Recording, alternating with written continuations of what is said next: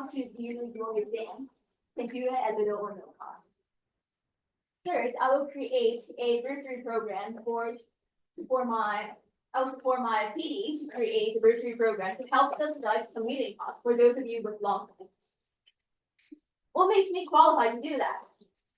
I have been a representative at the undergraduate assessment committee for 2 years, which means I know how to negotiate with faculty members and push the policies in the direction that we students want.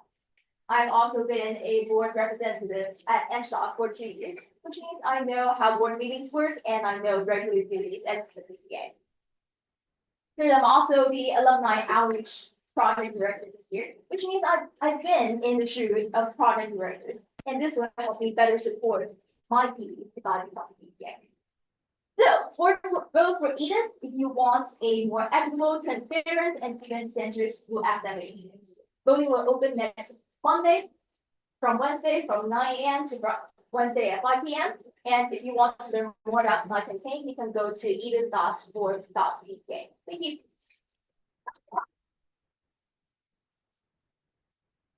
All right. Cool. Thank you, Edith. So we are back to lecture. All right. So we are starting something new before officially starting the we already started the second half of the semester, but we are doing an interlude in the sense that we're going back to Python. The reason we're going back to Python is that kind of the things that we're coding get more and more complicated. So they begin to be very annoying to do in C. Starting from today, we're going to do both Python and C. So Python for the ease of implementation, C for the speed. But first, we need to learn a little bit of Python. That is what's going to happen today. So I'm going to now code in VS Code rather than Paizo. I'm not going to use any of the fancy VS Code features. We'll do a little bit of that next week when you can practice it in the lab. So, okay. So I want to talk about the concept of class in Python.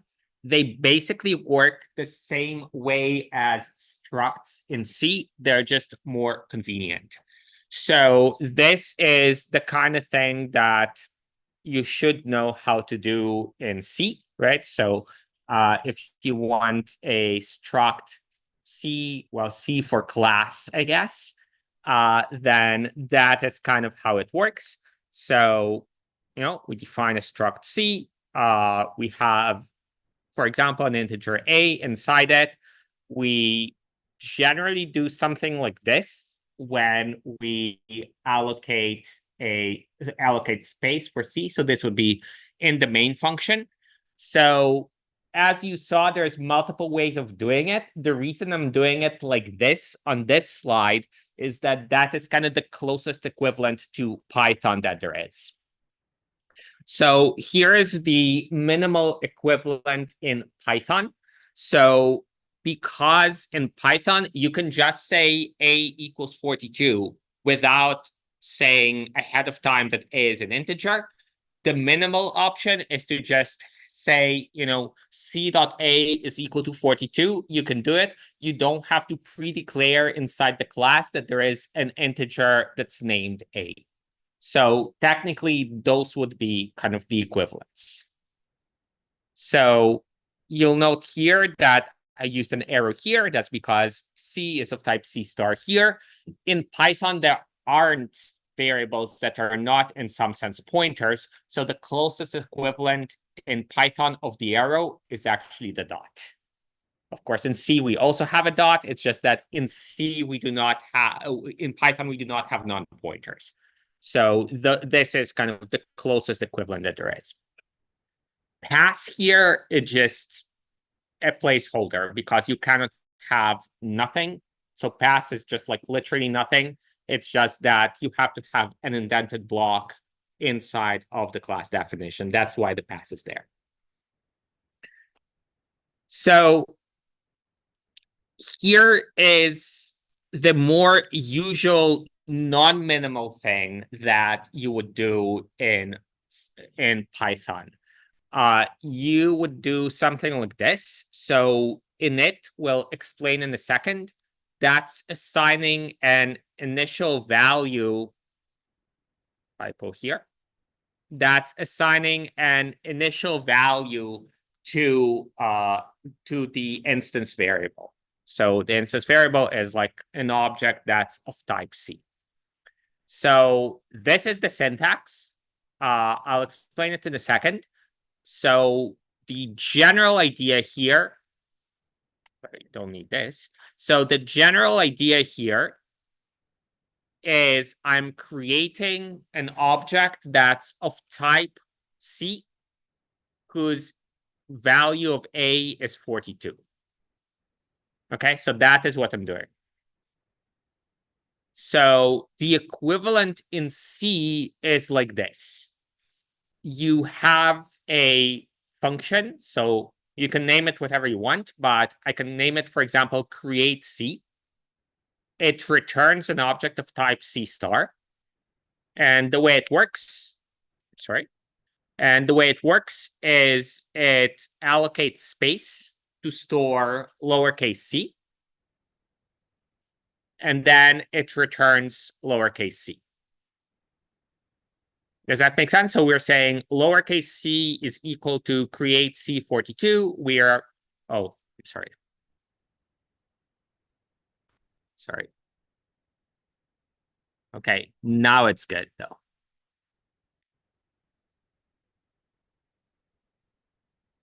So we are, I'm sorry about that. It is good now. So we are now saying, okay, we are creating an object. We're putting 42 inside of A, and then we're saying C is this object of type struct C that has the A value 42.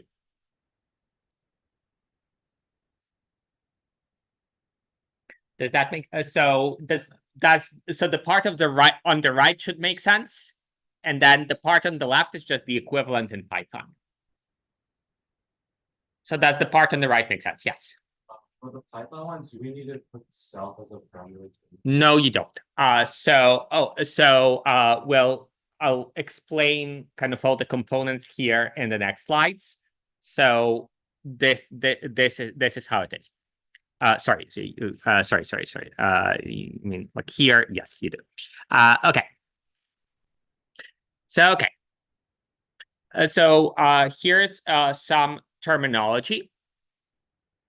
So methods, for example, this is a method, are functions that are associated with a particular class. So in Python, the methods are inside of the class in the same way that int a here is inside of the struct. So when a method is called, like so, the first argument is C. So something like this, so c.f of lowercase c is the same, sorry, this is really terrible, is the same as this. Right? So here what's happening is when we do this, init is a special case, this function is called, and it's called using so the self here is the object that's being created, the lowercase c, that's then returned. So init is a little bit special. So init is just automatically called when you're doing this kind of thing. So the equivalence here, now that we fixed it, is this init underscore underscore init underscore underscore is kind of a more automatic version of this create C. So the create C is a completely manual function that I just made. I named it create C, and I said it's gonna return a C star object. And then I just manually use it like this, right? So I just say, create C. So give me a pointer to an object where the value of A is 42, return it, put it in lowercase c here. This is like an automated way of doing it. This is saying, I'm just gonna, again, you can do it in Python. So I'm just gonna call C, so this C, as if it were a function. Pass 42 here, what's gonna happen is automatically the self is the object that's being passed. And then I also pass 42 to the A, and self.a gets set. So I can now access A using c.a. So let me type this in.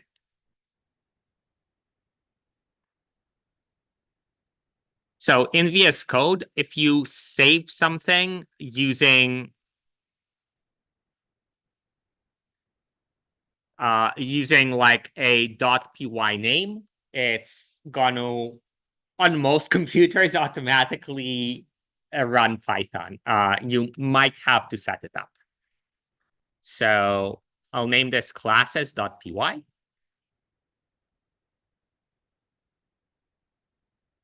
Open the folder.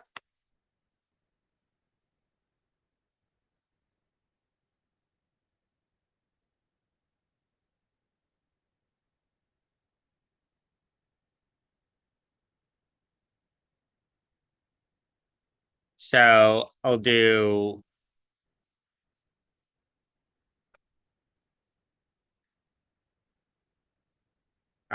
class C.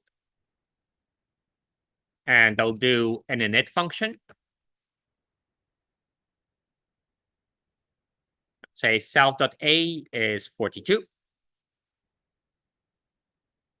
And now I can say, C, sorry, is 8. And I'll create C like this. And I can now print, for example, C.a, and that is going to print 42.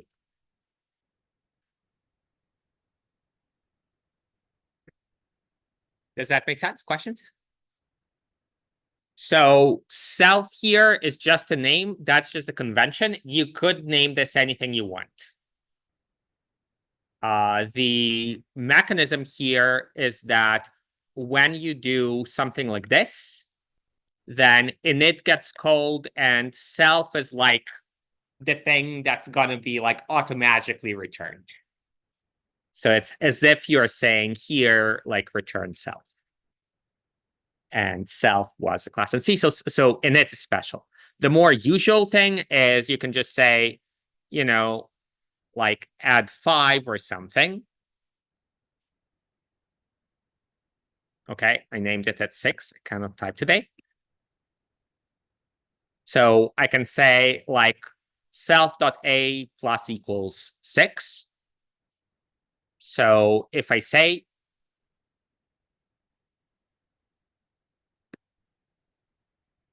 C at 6, what's going to happen is it's going to go here. So the self here is this C.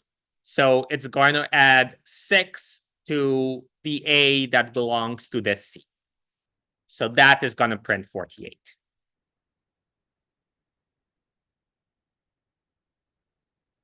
Is that making sense? Okay, questions? All right. So you could do the same kind of thing in C, right? So it's just that you would have to pass a pointer and then kind of do it manually, right? So let's very quickly write an equivalent in C.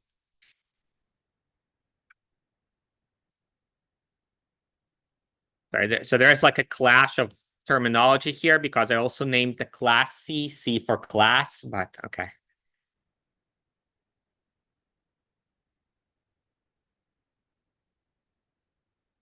So we'll do something like this. Comment this out.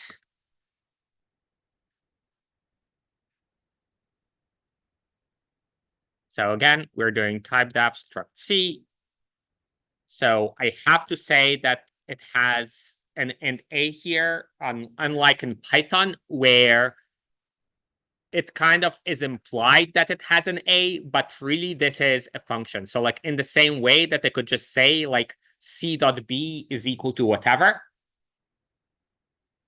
Here, like this is kind of like this, but not really. So to emphasize the point, in Python, you can add a dot A to literally whatever, right? So I can have the function prints 123.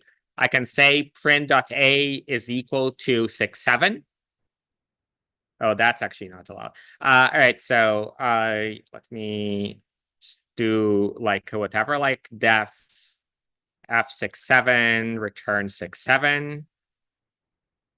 So f67 is like this. It returns 67.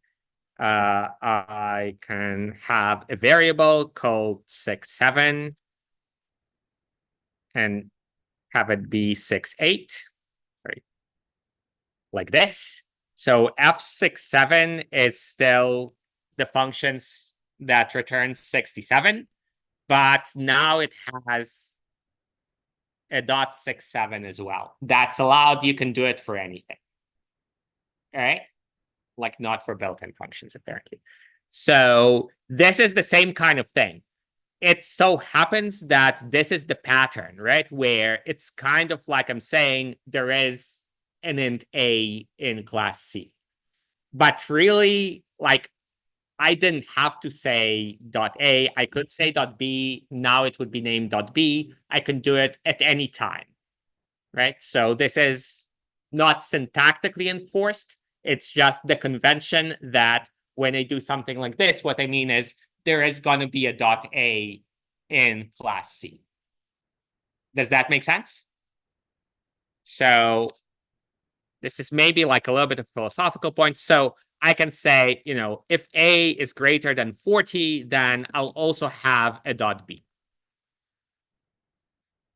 And the situation is going to be, well, if it happens that A was greater than 40 initially, then the particular lowercase c is also going to have a .b, but if not, then not. Right? So this is unlike C, where, you know, I'm defining the struct in the first place to have an int A, so it's definitely going to have an int A. It's not initialized. So, okay, so we are now going to have a create C thing, the same as what we had in the slides.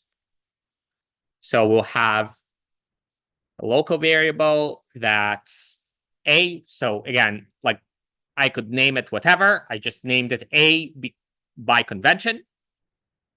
Now I'm going to have to create a variable that I'm going to return.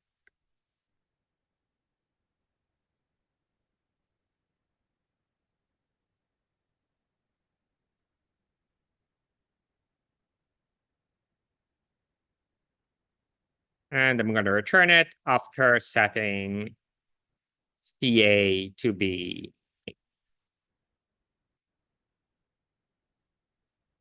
All right.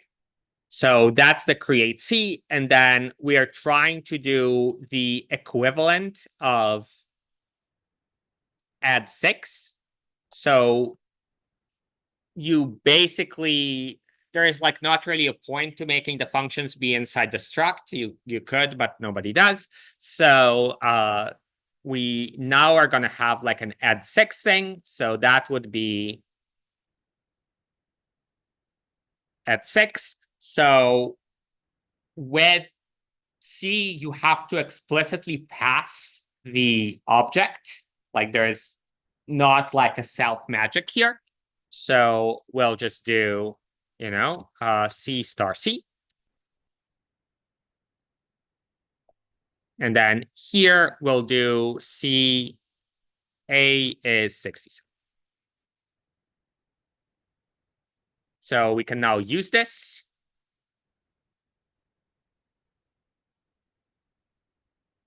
So I'm going to say, all right, so make me the C thing.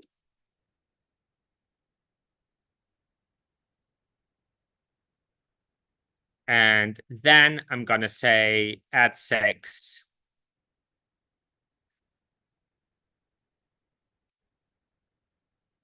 C. All right. And that comes back to my saying that the dot is really equivalent to the arrow in C, right? So here, like you could, if this were not a pointer, if this were just capital C, lowercase c without the asterisk, you could do it syntactically, but then that would not have an effect outside the function, right? So in order for this to actually have an effect outside the function, this has to be a pointer. And if this is a pointer, this has to be an arrow. In Python, like I said, everything is actually a pointer. Self is actually a pointer. So intuitively, for that reason, if you say self.a plus equals 6, that actually has an effect outside the function.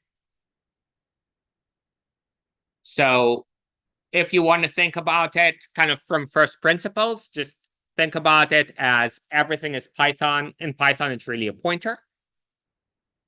And this is the equivalent code. If you want to think about it in terms of, is it like modifying an integer, or like changing the value of an integer rather, or is it like changing the contents of a list? This is like changing the contents of a list in Python, which would have an effect outside the function. And that's because you're not saying self is equal to something new. You're saying modify just the .a of the self. So in the same way that you modify the contents of the list. Does that make sense? All right. So this is like that. So again, this is the point I was making at length. So a little bit more terminology. So a class in Python is a type. So lowercase c is of type capital C. An object of type class is an instance of a class. So I'll sometimes say, it's an instance of capital C. And then a function that's associated with a class is called a method. So I'll try to refer to those functions that are defined inside the class as a method. So again, kind of what's going on here in terms of the difference between C and Python. So in Python, you can have this kind of add that's called like this. This, again, is just shorthand for saying C dot add 6 C, like so. So you can do it like this, but because you can also directly say lowercase c dot add 6, this is a special kind of thing. In C, there is, sorry, should have really named it something else. In the programming language C, there is no such mechanism, right? So in the programming language C, if you want to have an add 6, you can. You just have to pass the pointer to the lowercase c explicitly. Does that make sense? All right. So, okay. Let's now do our favorite class, the student. Okay, this is like multiple, like puns on top of puns. Whatever, students, whatever. Okay. So in Python, so this is kind of the usual way that we would do it. So by convention, usually people name classes with a capital letter. Don't have to, that's just convention. So usually we'll have an init. So I could do like whatever, like name and GPA, as one does.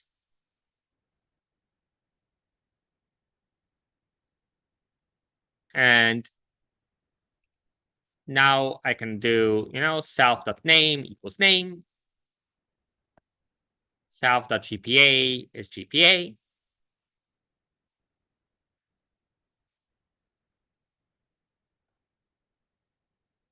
And now in the main, let me just get rid of the print.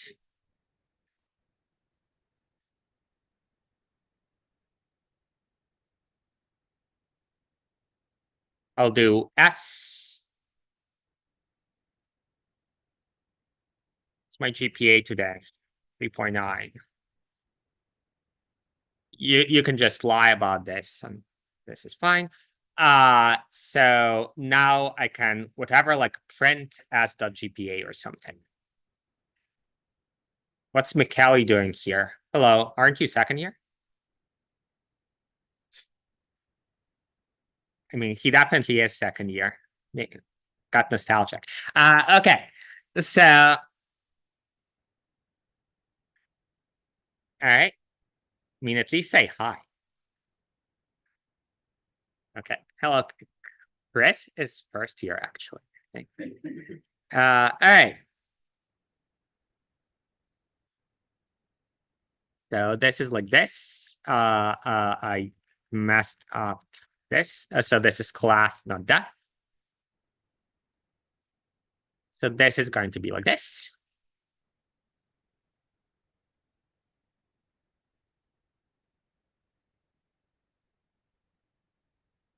So now we can have whatever, like s.gpa.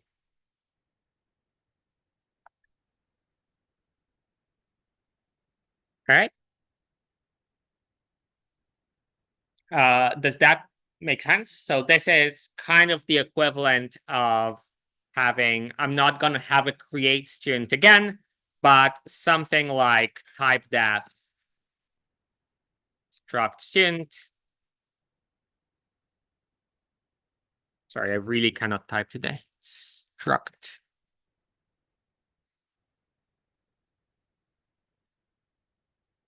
And then ordinarily you would have like a double GPA. And here, so we're gonna do something that's equivalent to a Python string. So it's probably like a const char name. Right, so that's kind of the closest that you can have to a Python string.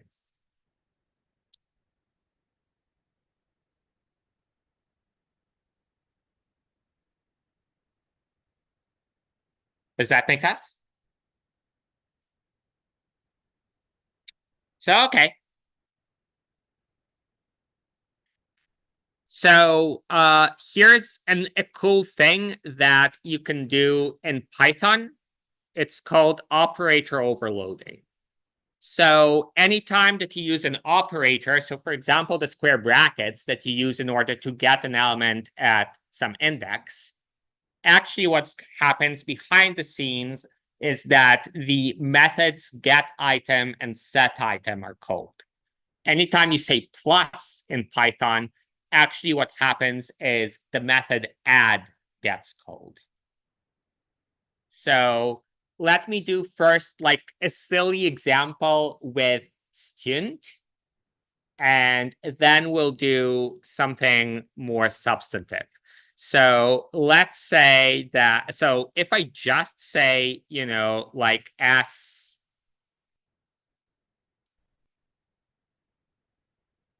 if I just say like S plus whatever, 123, that is just going to be an error.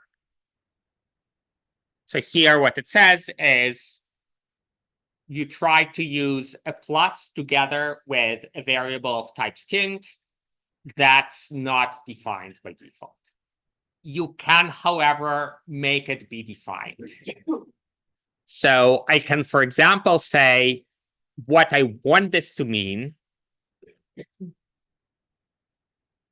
The GPA plus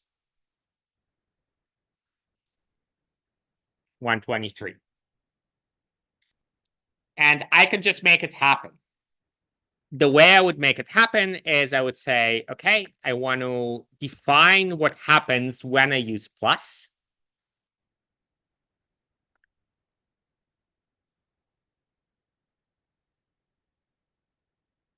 So the reason I call this right is that like that's like to the right of the S. I can name it whatever I want.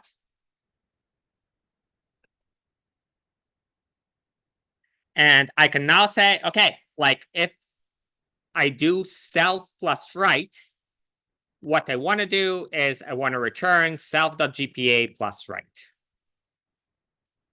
So this plus is different because self.gpa is a double, a float in Python rather. If right is also a numerical type, then that's just going to do the math. Does that make sense? So now that I said, okay, like add means this, that worked. So I did not print the value. If I do print the value, it's going to be my 3.9 GPA plus 123. All right. So this should make sense for like really a plus, like it's kind of like a function, right? So in Python, it's literally a function.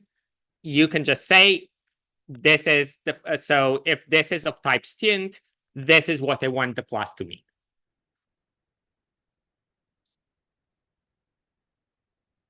Does that make sense? So if we are thinking about it in terms of what would be like the explicit equivalent, it would be like S add S123.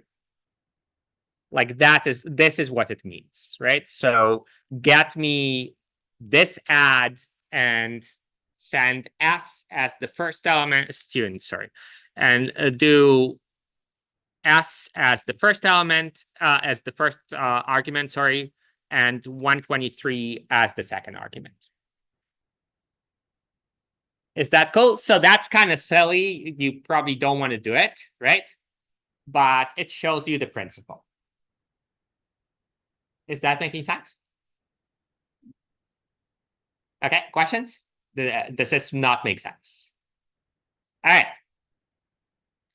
So we've done that. Now I want to do something that's actually useful. So let's say that I want to do a mutable string in Python. All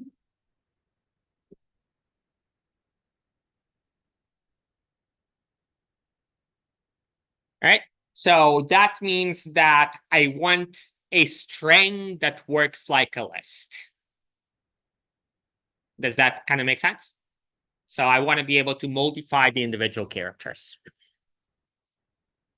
So I'll start by just re-implementing a list. So re-implementing a list, like what does it mean? It just means that I'm wrapping the Python list inside of a list. So for now, it's just going to look useless. I'll then make it useful by making it appear as if it were a string. So I'll name this mutable string.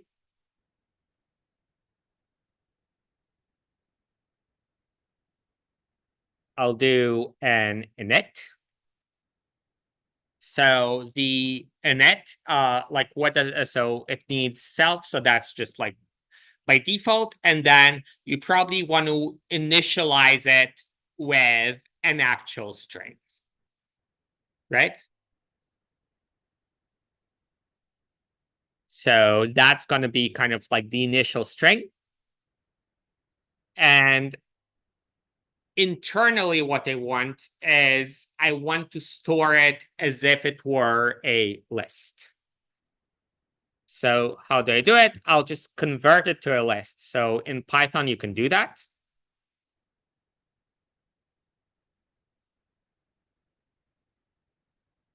This is like this. So to remind you,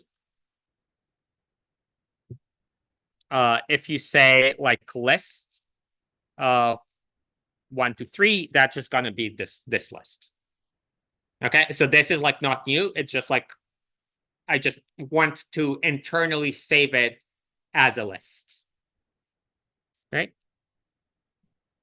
So I can now do this. So I can say, okay, so S1 is mutable string ESC190 or something. And then if I want to say whatever, like what's S1.L, so that's like the internal list, that's going to be a list with the individual characters. Make sense? Is that making sense? So like all I did is I just said, okay, like when I define this mutable string thing, I initialize the internal L with a list that contains everything. Right? So far, that's just class mutable string. So I'm not allowed to say something like S1 at 2. That is not a thing. Right? So I say this, no such thing. I happen to know that internally there is a .l that you can access, but of course, Python doesn't know anything about that. It could just be like some list that doesn't know that what I mean is go to index 2 of L.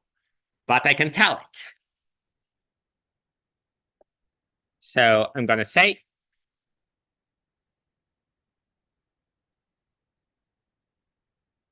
so this is get item. And that's going to be kind of self. And then there is what you might call an index or a key.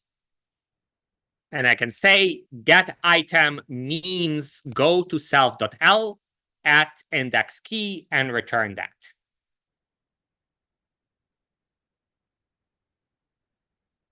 So now if I print S1 at 2, that is going to be the same as saying S1.l at 2. And unfortunately, that's again C, but like if I said if I said at 0, that would be capital E, which is not a thing that we used yet.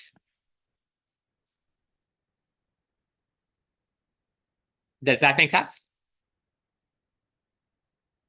So that's just get item. So if I go and say S1 at 0 is equal to X or whatever, that's a problem because I know how to access an item. I do not know how to set an item. That's a separate thing. But again, I can just define it. So this takes a key, so that's this guy, and it also takes the right-hand side, so that's the value. And I know that what I mean internally is just .l at key is equal to value.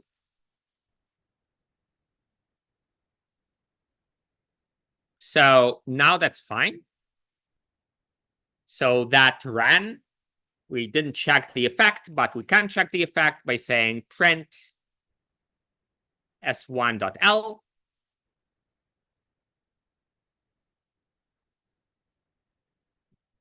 And now we were able to modify the internal .l that we have going inside of the class mutable string. All right. So that kind of works. Of course, I could also just use a list. So far, I didn't really do anything other than having been able to initialize it like this. But I can actually do it because there is also a built-in function that converts to string. So if I say this, so this is the function, it's wrapper for representation that's gonna get called by print if I try to print the thing. So if I say that what I want is to convert L to a string, and that's going to be the representation, I can do that. So to this, you might or might not remember. So if you have like an L that's like XYZ, and then you do empty join L, that's gonna give the string XYZ. So this just means like take it element by element and then stick them together with this separator. So if the separator is nothing, then it's just gonna be XYZ, the string, right? So I can say, okay, that is what I want to be the representation of string. It's going to be empty dot join self.l. So now what I can do is I can say I want to print S1. And what's going to happen is print, it always tries to call the representation, except like by default, it's just like not interesting. If you define the representation like this, then print is going to call representation when it tries to print S1. So that means that it's invalid syntax. On line 1, what? Oh, that's because it forgot to exit.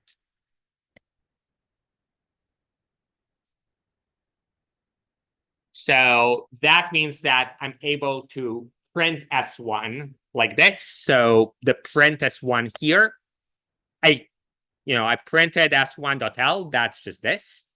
But I can directly say print S1. And because print calls representation, that's going to actually print the string. So now I have a nice mutable string where I'm allowed to say this. Isn't that cool? All right, does that make sense? So obviously, like this is still like not a super good string. I did not, for example, define add. I could define add and then I could concatenate the strings together, stuff like that. But it's, more convenient to use than the Python string because you are allowed to go in and modify the first letter like this, which you're not allowed to do by default. So arguably Python should have a mutable string by default. It's like more efficient if the string is not mutable. So.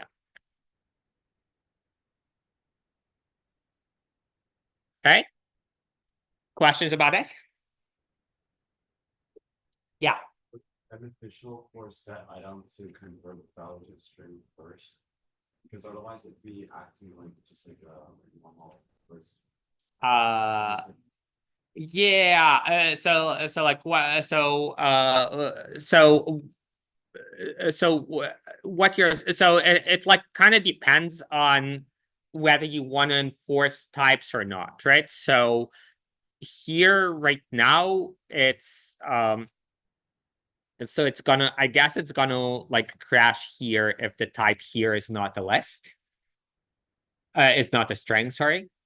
So at some point it's gonna crash. At the same time, if you allow, this, like if you convert it to a string, then you allow this kind of thing, which arguably also is not good. You would have to do some sort of. I mean, like, yeah, you could, for example, like check whether when you convert it to a string, whether it's of length 1 or something, and then crash if not. But that's like a design choice that I don't want to get into.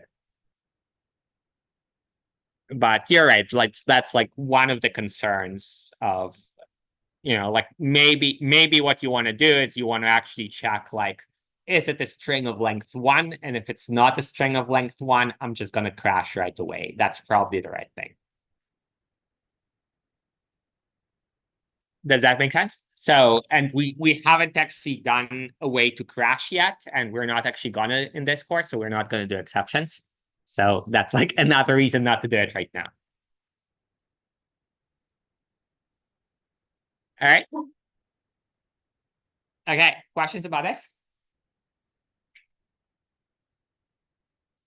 All right, thank you. I will see you tomorrow. Bye.